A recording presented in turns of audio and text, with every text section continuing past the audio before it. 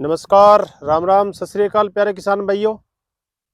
रबी फसलों के अंतर्गत आज हम चर्चा करेंगे नेमेटोड के बारे में, सूत्रकृमि के बारे में। किसान भाइयों, अपने ये एक फील्ड देख पा रहे हैं। इसमें आप देखो, जो गेहूं की फसल है वो कहीं पर ऊपर है, कहीं पर नीचे, यानी बढ़वार है वो ऊपर नीचे हो गई है। और गेहूं के अंदर पीलापन भी अपने देख पा रहे हैं।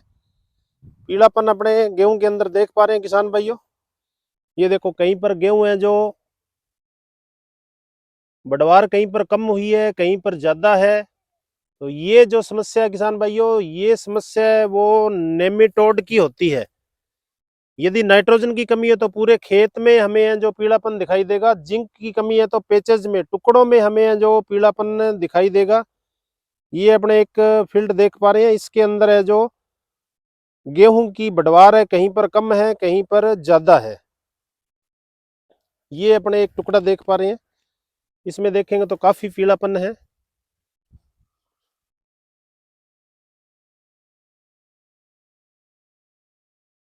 नेमेटोड का किसान भाइयों जब भी फसल के अंदर अटैक होता है तो बढ़वार को ये प्रभावित करता है। दूर से हम खेत में देखते हैं तो पीलापन है जो दिखाई देता है।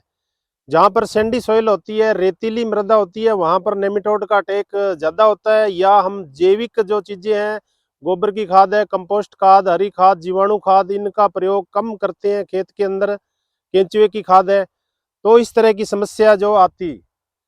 या हम ज्यादा रसायन का प्रयोग कर रहे हैं, डीएपी और यूरिया है, और जो हमारे मित्र माइक्रो ऑर्गेनिज्म है उनकी संख्या है दिन प्रतिदिन खेतों के अंदर है जो कम होती जा रही है, तो ये नेमेटोड की समस्या आ जाती है। गेहूं के अंदर अपने देखें तो इसके अंदर है जो मोलिया रोग आ जाता है किसान भाइयों। लास्ट के अंदर जहाँ दाने बनते हैं वहां एक तरह की गेंगुला या सेहू रोग भी कहते हैं, सिस्ट या पुट्टी इसके अंदर बन जाती है, जिससे उत्पादन है जो प्रभावित होता है।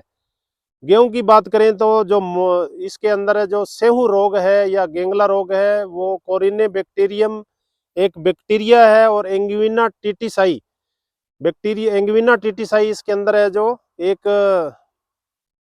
कोरिने बैक्टीरियम बैक्टीरिया है। एंगुइना टीटीसाई है इसके अंदर है जो नेमेटोड है। ये दोनों मिलकर के गेहूं की फसल के ऊपर अटैक करते हैं, जिससे क्या होता है, ये जड़ के कोटेक्स भाग में चला जाता है, जो धागे सदृश रचनाएं होती है सूत्रकृमि, और उपज को ये प्रभावित करते हैं, जिससे हमारी ग्रोथ है प्रभावित होती है। इसके नियंत्रण के लिए किसान भाई है जो कार्बोफ्यूरान का प्रयोग करते हैं 5 किलोग्राम प्रति बीघा। किसान भाइयों, लगातार आप इसका 4 से 5 सालों से प्रयोग कर रहे हो, कार्बोफ्यूरान इस्तेमाल करते हो, तो एक बार हो सकता है आपकी फसल के अंदर पीलापन थोड़ा चला जाए, लेकिन नेमेटोड उस खेत से भागता नहीं है। क्योंकि नेमेटोड के अंदर एक शिस्ट बनती है पुट्टी। जैसे भी आप सिंचाई करते हो तो लगभग 200 से 250 की संख्या में नेमेटोड है उस झिल्ली को तोड़ करके बाहर आ जाते हैं, जो जड़ों के अंदर जाकर के गांठें बना देते हैं, जिससे हमारी उपज प्रभावित होती है। इसको नियंत्रण करने के लिए किसान भाइयों अपने जैविक नियंत्रण का सहारा ले सकते हैं। पेसेलियोमाइसिस एक लीलासिनस कवक आती है, बाजार के अंदर आप जाओगे तो आप बेहतरीन कंपनी का इस्तेमाल कर सकते हो। नेमेटो फ्री के नाम से आता है, बायोनेमेटोन के नाम से आता है, और कई कंपनियों का आता है। जो आपको बढ़िया लगे वो किसान भाइयों आप इस्तेमाल कर सकते हो। 1 किलोग्राम या 1 लीटर है जो आपको 1 एकड़ के अंदर इस्तेमाल करना है। गोबर की सड़ी गली खाद है वो 40 से 50 किलोग्राम लेनी है, और 1 एकड़ के अंदर आपको 1 किलोग्राम या 1 लीटर लेना है। उसको मिक्स करके और एक सार छोटी छोटी पांते करके खेत में आप छिटक दोगे, तो जो पेसेलियोमाइसिस लीलासिनस है वो क्या काम करती है, जो आपका नेमेटोड है उसका भक्षण कर देती है। इसी तरीके से जिन किसान भाइयों ने ट्राइकोडर्मा खेत के अंदर इस्तेमाल किया हुआ है तो उनको भी बहुत अच्छे परिणाम मिलते हैं। ट्राइकोडर्मा भी है वो नेमेटोड को कंट्रोल करता है, जड़ गलन है, आपके विल्ट है, उनको रोकथाम करता है।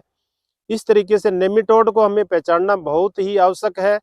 जहां पर आपको समस्या लगे, थोड़े से पौधे उखाड़ करके और पानी में यदि आप जड़ को धोते हो तो उसमें आपको गांठें दिखाई देगी। तो ये फल वृक्षों में भी बहुत ज्यादा नुकसान करता है। फल वृक्षों के अंदर भी नेमेटोड उपज को प्रभावित करता है, जिससे फल वृक्षों की वृद्धि है जो रुक जाती है, उत्पादन भी प्रभावित होता है, उत्पादन की क्वालिटी है वो लो हो जाती है।